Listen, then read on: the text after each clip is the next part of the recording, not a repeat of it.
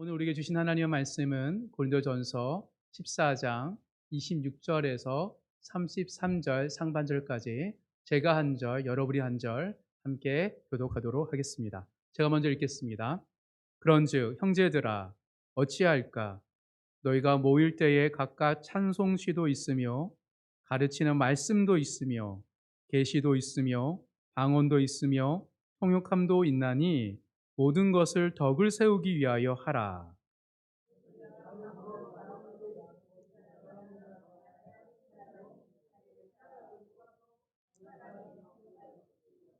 만일 통역하는 자가 없으면 교회에서는 잠잠하고 자기와 하나님께 말할 것이요.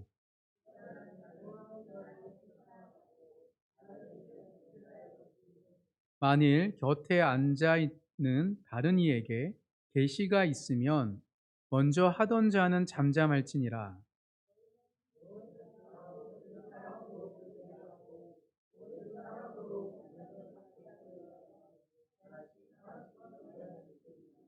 예언하는 자들의 영은 예언하는 자들에게 제자를 받나니 하나님은 무질서의 하나님이 아니시요 오직 화평의 하나님이시니라. 아멘.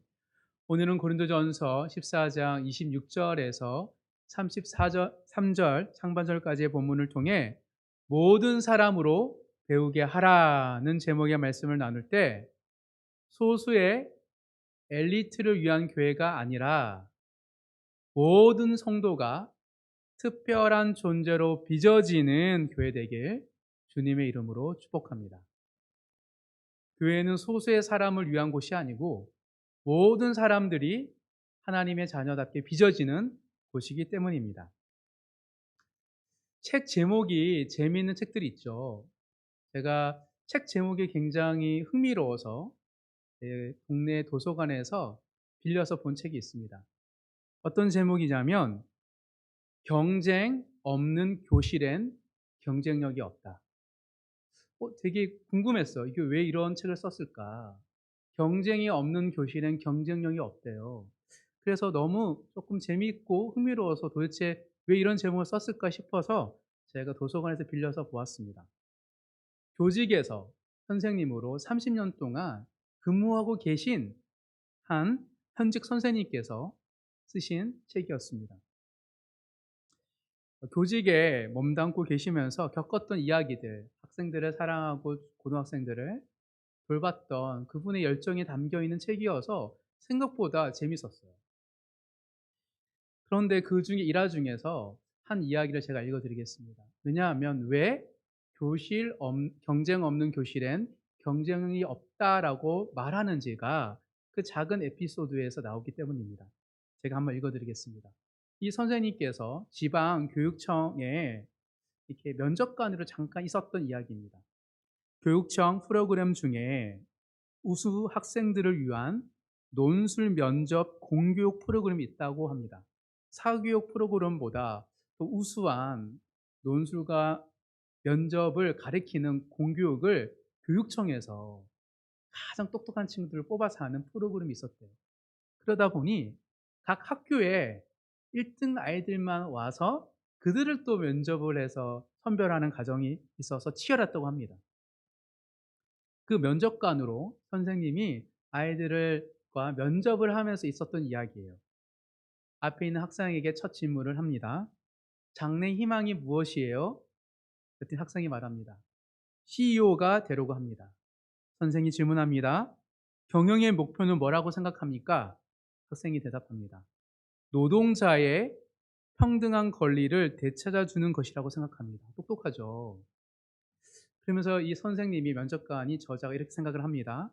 재작년엔가 한 학생에게 기업의 목표가 뭐라고 생각하냐고 물었더니 학생이 이렇게 얘기했대요. 재작년에는 기업 이익의 사회적 환원이라고 대답해서 기함을 하게 만들더니 이번에는 CEO가 무엇이냐고 물어보니 노동자의 평등한 권리를 위해 존재한다고 어이없어 얘기합니다. 다시 질문합니다. 선생님. 그 말 듣고 어이없어서 학생에게. 학생이 이 프로그램에 참여하느라 그가 애쓰는 흔적들을 보았습니다. 서류상 대단한 경쟁력이더군요. 스스로 생각하기에 학생의 경쟁력은 무엇이라고 생각합니까? 학생이 대답합니다. 혼자 잘하려 하지 않고 친구들과 늘 함께 하려고 노력한 결과가 좋은 평가를 받은 것 같습니다. 몇 가지 얘기를 더 한 후에 선생님이 이렇게 얘기합니다. 학생이 여기 올 수 있었고 꼭 여기에 와야 했던 이유는 객관적 기준에서 공정하게 평가한 결과 다른 학생들보다 우수하다고 인정받았기 때문 아닌가요? 학생이 네네 맞습니다. 그게 바로 학생의 노력한 결과고 학생의 경쟁력입니다. 그러면서 이렇게 말하는 거예요, 선생님이 책에. 사실 많은 교사들은 경쟁은 인성을 파괴한다고 가르치고 있다. 경쟁은 당당하게 자신을 드러내려고 하는 노력이며 경쟁에서 성득되는 것이 바로 땀과 노력을 인정받는 순간이라고 가르치지 않았다. 그러니 학생들은 경쟁력이 있다라는 말을 비인간적이고 뭘 인정하다는 말과 등치되도록 세뇌된 것이다. 라고 해석하시면서 이렇게 말을 합니다. 책에서 공부를 열심히 잘하고 남보다 덜 자고 노는 시간도 아껴가며 실력은 쌓은 아이들일수록 네가 경쟁에서 이겼다는 말에 죄책감을 느낀다면 이 딱의 교육은 잘못되어도 한참 잘못되어 가는 것이다. 라고 얘기하면서 책 제목을 경쟁 없는 교실엔 경쟁이 없다라고 말합니다. 제가 이 저자가 선생으로서 학생들을 면접하면서 학생의 답변에 기함을 토했듯이 저는 이 글을 보고 기함을 토했어요. 어떻게 선생이 이렇게 훌륭한 답변을 하는 아이들에게 칭찬을 못할 망정 못마땅히 여기지? 경쟁에서 이긴 것을 자랑스럽게 말하지 못한다고 생각하고 있을까? 하는 생각이 들었습니다. 왜냐하면 그 선생님 입장에서는 이 교육청 프로그램에 뽑혀가서 온 아이들이잖아요. 그러니 내가 나름 학교에서 1등 했고 맞다라는 그 자부심을 가지고 당차게 면접을 해야 되는데 그렇지 않다라고 생각해서 아쉬웠던 거예요. 근데 제가 이상한 건 뭐냐면 마치 이건 어떻게 들리냐면 학생 입장에서 우리 직장인들이니까 저희가 직장을 이제 회사에 들어가려고 면접을 보잖아요. 근데 면접관이 지원자들이 이렇게 말하는 거예요. 당신이 여기 면접 보는 것도 수천대를 뚫고 왔으니까 기뻐하고 당차라고. 그런 말과 다를 바 없지 않습니까? 왜냐하면 그 아이는 지금 면접을 받고 있어요. 교육 프로그램에 뽑히기 위해서. 참고로 책을 쓴 저자인 선생님은 정말 학생들의 사랑으로 가르친 열심 있는 선생님입니다. 책까지 썼겠죠. 그 누구보다 학생을 아끼고 교육 현장에서 아이들을 가르쳤습니다. 그런데 정말 아이들이 점차 경쟁에 소극적으로 대처하고 이긴 것을 자랑스럽게 여기지 못하는 걸 보고 걱정하면서 쓰신 거예요. 근데 제가 이런 질문을 가지게 되었습니다. 딱 에피소드를 읽고 논술 면접 공교육 프로그램 면접을 보는 학생들이 정말 경쟁을 몰랐을까? 경쟁을 몰라서 자기가 그런 CEO가 되고 싶은 이야기, 어떻게 하면 경쟁이 무엇입니까? 라는 질문에 그렇게 답변했을까? 아닌 것 같아요. 그 엄숙한 분위기를 알잖아요. 정말 대한민국 교실에 그리고 교육에 경쟁이 없을까요? 아니에요. 그 누구보다 학생들이 잘 알아요. 마지막으로 이런 생각이 들었습니다. 정말 교육, 인성도 중요하지만 학생들의 경쟁력을 높이는 것이 교육의 중요한 요소라면 교실에 경쟁이 있으면 경쟁이 높아집니까? 경쟁을 많이 하면 많이 할수록 경쟁력 있는 아이로 자라날까요? 그런 질문이 생겼습니다. 마거릿 해퍼넌이 쓴 경쟁의 배신이라는 책이 있습니다. 경쟁의 배신. 저자는 경쟁은 누구도 승자로 만들지 않는다. 경쟁은 단 한 사람도 승자로 만들지 않는다라고 주장합니다. 그러면서 개인과 기업 그리고 사회에서 모두를 속이고 있는 경쟁의 불편한 진실을 가득 고발하는 책이 경쟁의 배신입니다. 거기가 이렇게 쓰여 있습니다. 제가 읽어드리겠습니다. 지난 반세기 동안 우리는 경쟁이 우리의 문제를 해결해주고 아이들에게 동기를 부여해주고 어른들에게 영감을 불어넣어주고 회사와 기관에는 새로운 활력을 불어넣어 주리라는 바람으로 경쟁을 크게 기대해왔다. 하지만 경쟁에 대한 지나친 숭배, 키워드예요. 지나친 숭배가 오히려 문제를 야기했고 우리를 해결 능력조차 갖추지 못한 상태로 만들었다는 불편한 진실을 외면하면서 여기까지 왔다라고 책에서 말을 하고 있습니다. 그래서 이렇게 말합니다. 모든 승리에는 언제나 대가가 따른다. 경쟁 관계 속에서 자라난 형제 자매들은 신뢰와 관용을 점초로 보여주지 못한다. 형제 자매 사이에. 1등만 선호하는 학교는 나머지 학생들의 사기를 꺾어버린다. 스포츠가 격렬해지고 더 많은 돈이 걸릴수록 선수들의 생명은 더 짧아지고 부상은 더 잦아진다.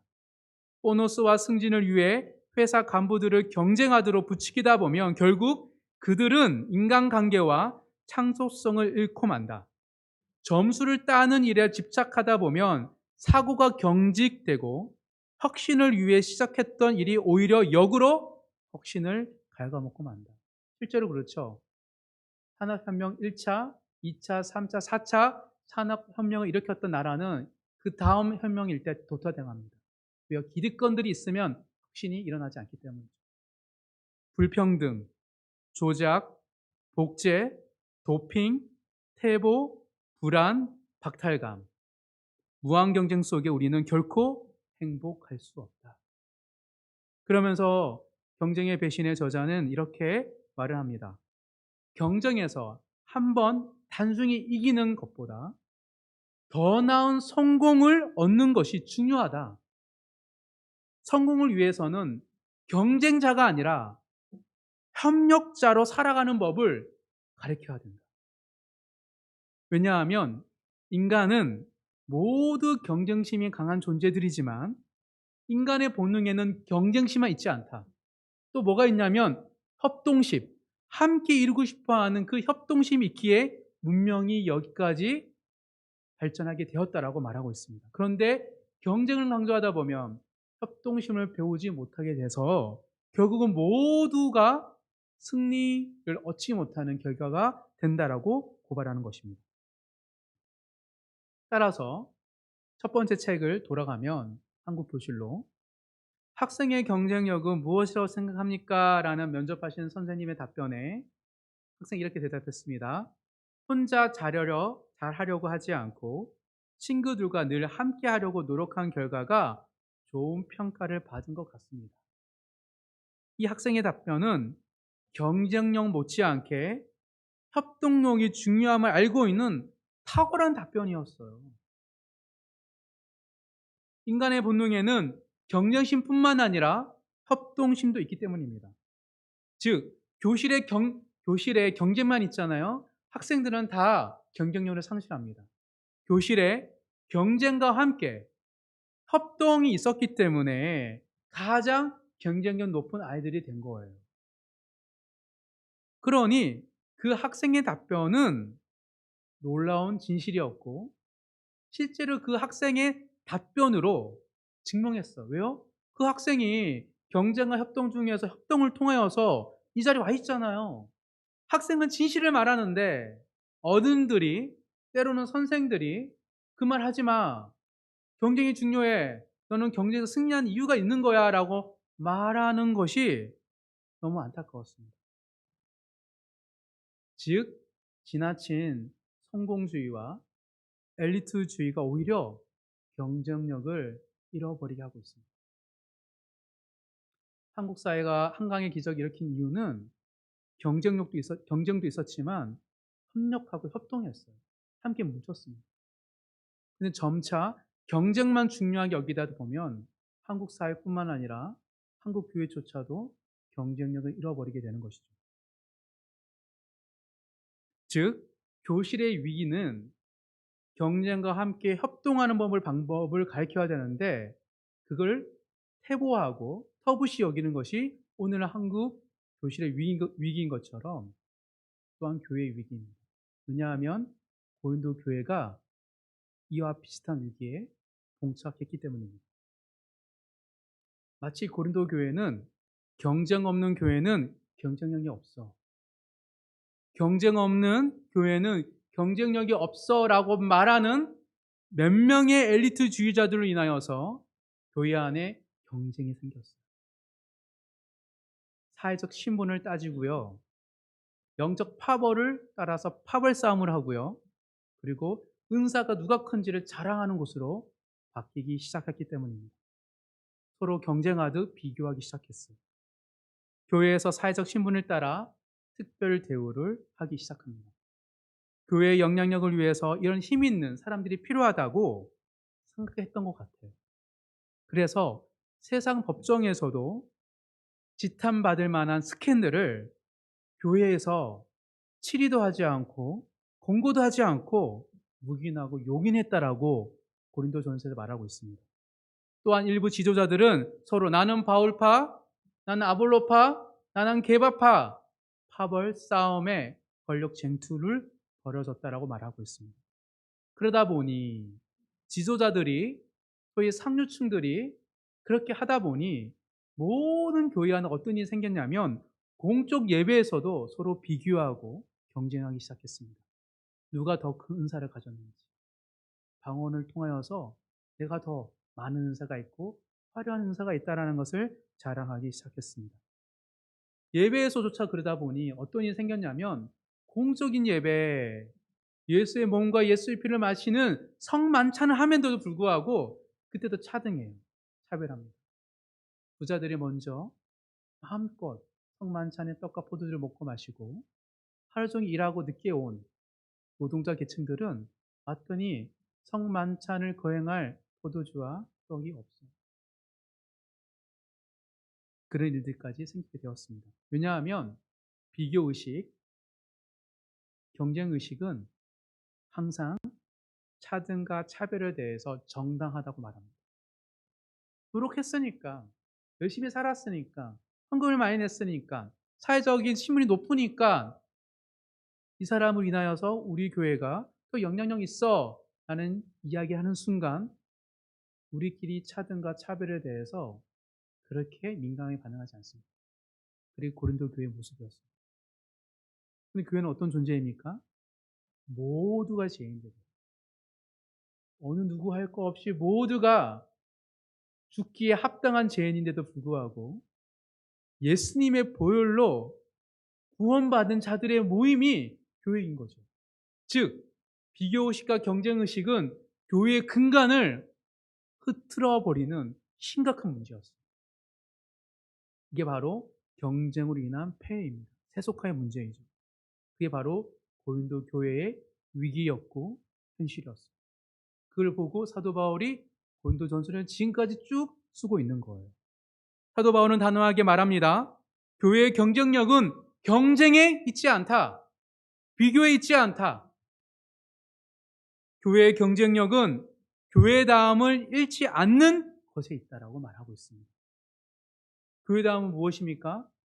다양한데 한 성령 안에서 하나로 뭉친 것. 다양성과 하나됨의 성령의 연합이 교회의 본질이라고 말하고 있습니다. 그래서 연합을 강조해요. 성령 안에서. 그래서 교회는 방언보다 공적 예배에서 예언하기를 더 힘써라. 왜요? 방언은 개인을 위한 것이고 예언은 공동체를 위한 것이기 때문에 하나하나 공동체에 잃어버렸던 연합과 공동체성을 회복시키고 있습니다. 달리 말하면 교회의 경쟁력은 사회적 신분과 영적 은사에 있지 않다. 많은 사람이 얘기합니다. 영향 있는 사람이 교회에 출석하고 연예인이든 누군가가 교회에 나옴으로 말미암아 교회의 영향이 높아진다고. 또는 우리 안에 영적 건의, 예배와 모인 사람들과 은혜가 교회다움이라고 말하지만 사도 바울은 말하고 있습니다. 교회의 경쟁력은 사회적 신분이 있지도 않고 영적 은사에 있지도 않다. 어디에 있는가? 성령 안에 성도들이 하나 되는 그 하나됨이 교회의 경쟁력이다라고 말하고 있는 것입니다. 이처럼 교회가 교회다워지는 것, 교회가 경쟁력을 가지는 것은 모인 사람들이 나눔이 풍성하고 나눔을 통하여서 서로가 배워가면서 장성한 사람으로 빚어지는 것, 그것이 교회입니다.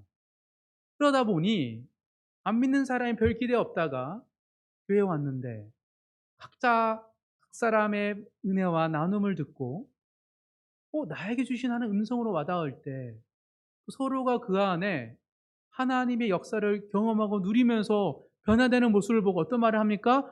너희 가운데 하나님이 계시는구나 라고 안 믿는 사람이 말하는 것, 그게 바로 교회의 경쟁력입니다. 우리 교회가 모일 때마다 하나님의 임재로 서로의 나눔을 통하여서 서로가 배워가고 알아가는 그 은혜가 넘쳐나는 교회 되기를 간절히 소망합니다. 교회의 경쟁력은 경쟁에 있는 것이 아니라 교회됨이 있기 때문에 지속적으로 성령 안에서 하나 되기를 힘쓰는 모든 성도님 되시길 주님의 이름으로 축복합니다. 오늘 본문의 말씀은 그런 교회, 나눔이 풍성하고 장성한 삶으로 빚어지는 그 교회를 어떻게 하면 이례적인 게 아니라 지속적으로 유지할 수 있을까에 대한 사도 바울의 권면이 담겨 있습니다. 오늘 본문에서 사도 바울은 공적 예배와 관련해서 어떤 순서나 보편적인 예배 규칙을 강요하지 않습니다. 잘 보면 사도 바울이 예배는 이래야 돼, 이것이 예배야 라고 어떤 순서와 규칙을 정형화해서 말하지 않습니다. 그럼 무엇을 강조하고 있어? 질서를 얘기합니다. 예배는 질서 정형하게 이루어져야 돼라고 질서를 강조합니다. 즉 교회다움을 지속하고 유지하는 것은 바로 연합인데, 연합은 질서가 굉장히 중요합니다. 오늘 경쟁력 있는 교회, 교회다움을 유지하는 교회가 되기 위해서 점검해야 할 세 가지 가치에 대해서 함께 나눌 때 우리 공동체에 도움이 되고 살이 되는 은혜의 말씀 되길 주님의 이름으로 축복합니다. 경쟁이 아닌 경쟁력 있는 참 교회가 되기 위해서 첫 번째, 덕이 최우선 가치임을 기억해야 됩니다. 덕을 세우는 것이 교회의 예배의 가장 중요한 가치입니다. 우리 26절 다 같이 읽어보겠습니다. 시작. 그런즉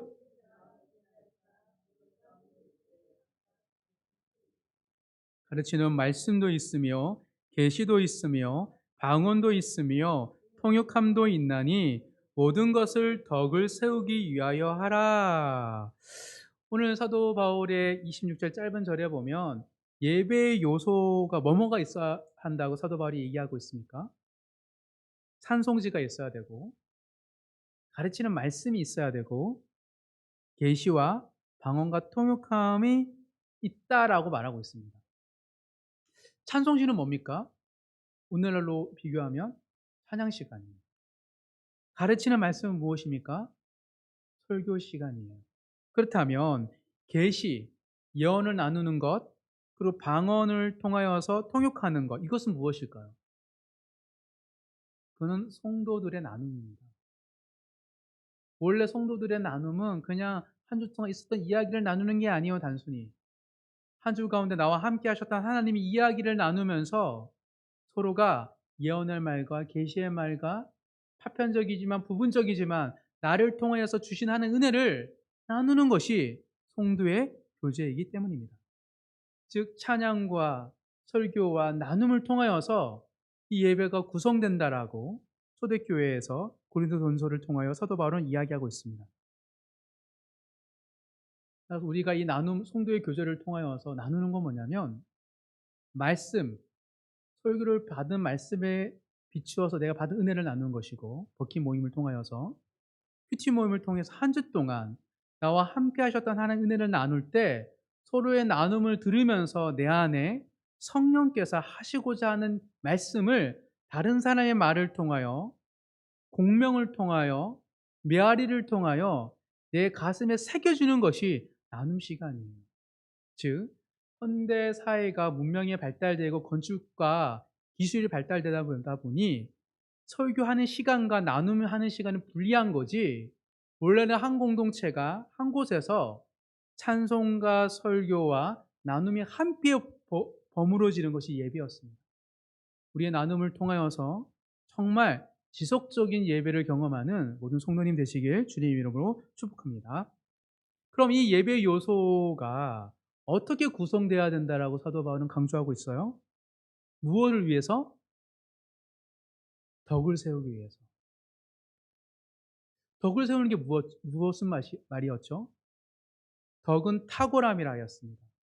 모든 물질에는 하나님이 창조하셨을 때 뜻한 의도가 있어요. 의도대로 회복되는 것. 인간은 인간다워지고, 교회는 교회다워지고, 소망은 소망다워지고, 비전과 꿈은 비전과 꿈다워지는 이게 덕을 세우는 건데, 예배는 덕을 세우기 위해서 사용되는 것이라고 말하고 있습니다. 즉, 예배를 통해서 우리는 탁월해져요. 성도는 어떤 존재입니까? 성령이 거하신 전이에요. 교회는 어떤 곳입니까? 그리스도의 몸이에요. 즉 우리가 예배를 통해서 성도가 성령이 거하시는 성전으로 거룩해지고, 교회가 서로 나눔과 예배를 통하여서 전혀 예수를 모르는 사람조차도 보고 너희는 정말 예수를 사랑하는구나, 너희 가운데 예수의 사랑과 예수의 삶이 있구나라는 것을 경험하는 것, 느끼는 것, 그것이 바로 교회를 세우는 거예요. 소수의 엘트들을 대동하는 교회가 아니라, 즉 예배는 찬양과 설교와 성도의 교제를 통해서 어떤 일이 생기냐면 변화됩니다. 우리의 마음이 변화되고, 교회의 분위기가 변하고, 우리의 말이 변하고, 우리의 꿈과 비전이 바꿔가는 것. 그게 바로 예배가 가지고 있는 재형성의 역할이에요. 하나님은 예배를 통하여서 재창조를 하시고 재형성을 하시면서 우리를 성도답게 하시고 우리를 아름다운 교회답게 하시는 거예요. 이게 바로 예배입니다. 즉 예배를 통해서 우리는 감사와 기쁨이 회복되고요. 예배를 통해서 우리는 현실의 문제에 짓누르지 않고 자유와 평안을 누리게 되며, 예배를 통해 우리는 나를 소중히 여기고, 쉽지 않거든요. 내 자신을 소중히 여기는 것, 다른 사람들을 존중히 여기고 하나님을 경외하는 것을 배우는 거예요. 그게 예배가 하는 목적입니다. 서로 비교하고 경쟁하는 예배가 아니라 서로를 탁월하게 세워주는 예배가 될 수 있도록 나눔 가운데, 우리 모임 가운데 정말 하나님 은혜가 넘쳐나는 바르고 아름다운 교회 되길 주님의 이름으로 축복합니다. 첫 번째는 덕을 세우는 거예요. 두 번째, 경쟁이 아닌 경쟁력 있는 교회가 되기 위해서는 소통이 기본 가치가 되어야 됩니다. 덕이 최우선 가치라면 소통은 기본적인 가치예요. 한번 살펴보도록 하겠습니다. 27절에서 29절까지 세 절을 읽겠습니다. 만일 누가 방언으로 말하거든 두 사람이나 많아야 세 사람이 차례를 따라 하고 한 사람이 통역할 것이요, 만일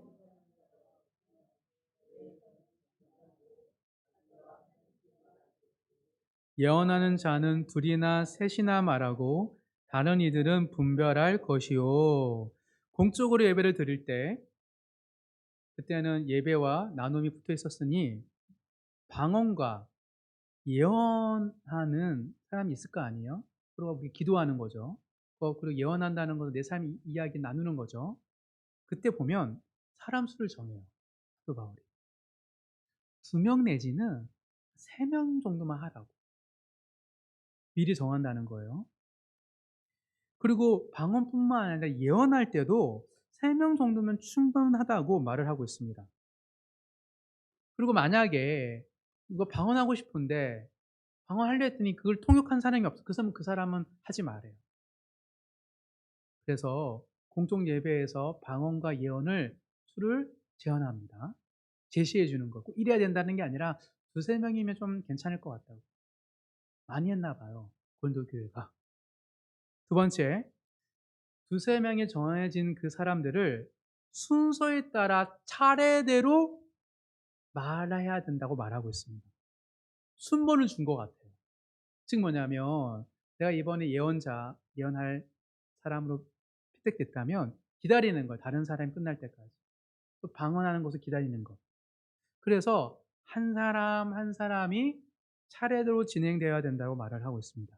왜 사도 바울은 인원의 수와 순서를 강조한 것일까요? 왜 그럴까요? 사도 바울이 생각하기에 두세 명이 예언하고 방언하는 것이 모든 성도들이 소화할 수 있는 양이라고 생각했어요. 즉 사도 바울은 지금 몇몇의 사람들이 주구장창 얘기하고 간증하고 방언하는데 나머지 성도들은 안 들려요. 무슨 말인지 몰라요. 근데도 불구하고 관심 없이 했던 그 고린도 교회 모습을 보고 모든 사람들이 소화하고 이해할 수 있는 방식으로 차례대로 해야 된다고 말하고 있습니다. 그 소통하는 방식에 대해서 강조하고 있어요. 즉 모든 사람이 이해하고 공감할 수 있는 방식으로 예배를 진행해야 된다. 그것이 매우 중요하다라고 말하고 있습니다. 사랑하는 성도 여러분, 참 쉽지 않죠. 저도 이 부분에서는 잘한다고 말하기 참 어렵습니다. 왜냐하면 제가 은혜를 나눌 때 막 나누고 싶은 게 너무 많을 때가 있거든요. 그 다른 사람이 듣고 있는지 소화했는지 확인하지 않고 너무 막 근질근질해서 말하고 싶을 때 참 많이 있습니다. 은혜가 있으면 더해요. 근데 사도 바울은 한 사람이 받은 은혜를 쏟아내는 것이 공적 예배가 아니라 서로 주고받으면서 성령께서 나에게도 받은 사람에게도 나누게 하시고 또 그걸 반응하는 사람에게 리액션하는 사람에게도 역사하시는 하나님의 임재와 성령의 역사를 경험하는 공적 예배라고 말하고 있는 거예요. 그러니 우리가 은혜가 많은 사람은 미리 생각을 정돈하고 이거 얘기할까 저거 얘기할까 하나님 뭘 얘기하고 하기 원하실까요?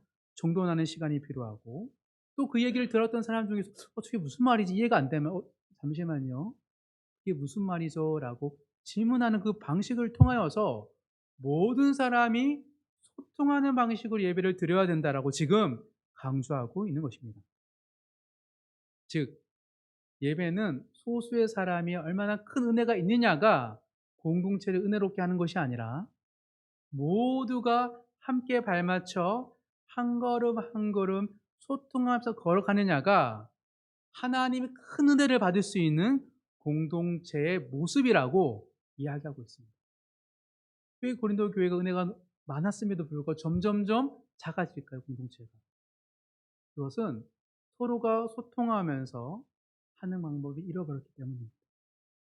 바르고 아름다운 교회는 지속적으로 나눔을 하고 큐티 은혜를 나눌 때마다 차근차근 각 사람 이야기를 듣고 소통하면서 한 사람 한 사람의 이야기를 듣는 공동체가 되어서 정말 하나님께서 우리에게 주시는 그 은혜가 무엇인지 다 경험하는 모든 성도 되길 주님의 이름으로 축복합니다.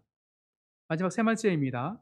경쟁이 아닌 경쟁력 있는 교회가 되기 위해서는 질서가 중심 가치여야 됩니다. 덕은 최우선 가치여야 되고 소통은 기본 가치여야 되고 그 뼈대는 뭐냐면 질서여야 돼요. 질서를 어떻게 강조하는지 한번 30절부터 33절까지 한번 다 같이 읽겠습니다. 만일 곁에 앉아 있는 다른 이에게 계시가 있으면 먼저 하던 자는 잠잠할지니라. 너희는 다 모든 사람으로 배우게 하고 모든 사람으로 권면을 받게 하기 위하여 하나씩 하나씩 예언할 수 있느니라. 예언하는 자들의 영은 예언하는 자들에게 제재를 받나니 하나님은 무질서의 하나님이 아니시요 오직 화평의 하나님이시니라. 즉 순서를 받고 예언하다가도 제재를 당할 수 있다는 거예요. 잘 보세요. 곁에 앉아 있는 자, 즉 뭐냐면 예언하는 자나 방언하는 자는 앉아서 할까요? 일어서서 했을까요? 일어서서 한 것처럼 보여요. 즉 순서를 맡은 사람들은 일어서서 예언을 하고 방언을 하고 옆에 통응했던 것 같아요. 앉아 있는 자들은 성도예요. 순번에 안 맞든. 근데 성도 중에 누군가가 갑자기 하나님의 은혜를 받아서 '내가 지금 말해야 되겠다.'라고 사인을 주면 예언하는 사람이 중단해야 됩니다. 그래서 예언은 또 다른 예언을 통해서 제재를 받는다는 거예요. 그 말은 뭐냐면 예배의 흐름 속에서 내가 받은 은혜를 다 나눠야 되는데 그 또한도 하나님의 다른 누군가의 이야기를 통해 통제되고 제재받는다는 걸 믿고 하나님의 권위 안에 있어야 된다라고 말하고 있는 거예요. 즉 아무리 인원과 순서가 정해져서 예배를 드릴지라도 경직돼서는 안 된다는 거예요. 그 순서도 꼭 해야 돼. 나눔을 얘기하는 거예요, 지금. 성령께서 누군가에게 또 음성을 주신다면 그 사람 이야기를 들으려고 하는 그 태도와 자세가 중요하다라고 말하고 있습니다. 왜냐하면 사도 바울은 지금 끊임없이 찬송시와 가르치는 말씀 다음에 예언과 나눔에 대한 얘기를 하는데 그때 우리의 계획과 우리의 방식에 따라 성령이 말씀하시는 게 아니라고 말하는 거예요. 우리가 성령의 방식과 방법에 따라 맞추는 예배해야 된다라고 말하고 있는 겁니다. 하지만 하나님은 무질서의 하나님이 아니라 평안의 하나님이시기 때문에 우리가 질서정연하게 예배를 드릴 때 질서 위에 운행하시는 하나님의 역사, 성령의 역사가 있다라는 걸 느끼라는 거예요. 놀랍죠? 마음껏 성령께서 우리의 각 사람 이야기를 얘기하는데 놀라운 건 모두가 동일하게 분명하게 하신 하나님의 말씀처럼 들리는 것. 그게 예배라고. 예배는 유연해야 된다라고 말하고 있는 것입니다. 즉 소위 특권 계층 직접 바울에게 아볼로에게 예수를 믿었던 사람들만이 이야기하는 것이 아니라 초신자가 갑자기 얘기해도 그의 이야기를 통하여 하나님 말씀하신다는 것을 믿고 기다리고 그를 반응해주는 그런 절제와 양보와 겸손이 고린도 교회 예배 가운데 필요하다고 말하고 있는 거예요. 성령께서 우리의 모든 예배를 주관하신 것을 절대 잊지 말라고 사도 바울은 권면하고 있는 것입니다. 즉 공통 예배는 성령 안에서 질서 정연하게 진행되며 성령 안에서 통제되는 방식이어야 된다라고 말하고 있는 거예요. 이게 질서입니다. 무질서가 아니에요. 질서 가운데 성령이 누굴 통해 일하시는지를 늘 기다리고 경청하는 것. 그것이 바로 하나님이 함께 하시고 역사하시는 교회라고 사도 바울은 강조하고 있습니다. 더 크고 높은 사람들이 주도하는 방식이 아니라 모든 사람을 통하여 말씀하시는 모든 사람을 통하여 권면을 듣고 모든 사람을 통하여 배우는 예배가 하나님이 함께 하시는 경쟁력 있는 참 교회의 모습이라고 말하고 있는 것입니다. 이게 바로 교회예요. 말씀을 정리하겠습니다. 교실에 대한 이야기, 또 고린도 교회 이야기처럼 한국 교회도 마찬가지입니다. 우리가 경험했던 교회의 모습 속에서 많이 잃어버렸던 것들이 있습니다. 그것은 영적인 질서에 대해서 한 측면을 배웠어요. 딱 잘 짜진 은사 있고 달란트 있는 사람들이 잘 준비된 예배를 통하여서 하나님 만나는 법은 배웠으나 성령께서 우리에게 말씀하실 때 한 지체를 통하여서 말씀하시는 것, 즉 나도 하나님의 사람이고 나를 통해 일하신다라는 한 사람을 하나님의 사람으로 탁월하게 세워가는 예배의 역할을 놓쳤던 것입니다. 사랑하는 성도 여러분, 우리 교회가 하나님이 즐겨 사용하시고 하나님의 세상 한복판에 세우실 만한 교회가 되기 위해서는 사회적 신분도 아니고 큰 은사도 의지해서는 안 됩니다. 우리 모두가 함께 서로의 이야기를 통하여 나에게 말씀하시는 하나님의 음성을 들어야지만이 하나님이 경쟁 있는 교회로 세상의 한복판에 세우시기 때문입니다. 말씀을 정리하겠습니다. 우리 교회는 서로 비교하고 경쟁하는 곳이 아니길 간절히 소망합니다. 우리 교회는 모든 사람이 함께 배우고 함께 성장하는 교회 되길 주님의 이름으로 축복합니다. 모든 사람을 탁월하게 세워주는 교회, 모든 사람이 이해하고 공감하기 위해서 소통하는 교회, 모든 사람으로 말씀하신 하나님 음성을 듣기 위해서 배려와 양보하는 질서가 있는 교회 되길 주님 이름으로 축복합니다. 이 세 가지 기본 가치를 잘 지킬 때 하나님이 즐겨 사용하시는 교회가 될 줄 믿습니다. 정말 성령의 영납이 가득한 바르고 아름다운 교회 되길 주님 이름으로 축복합니다.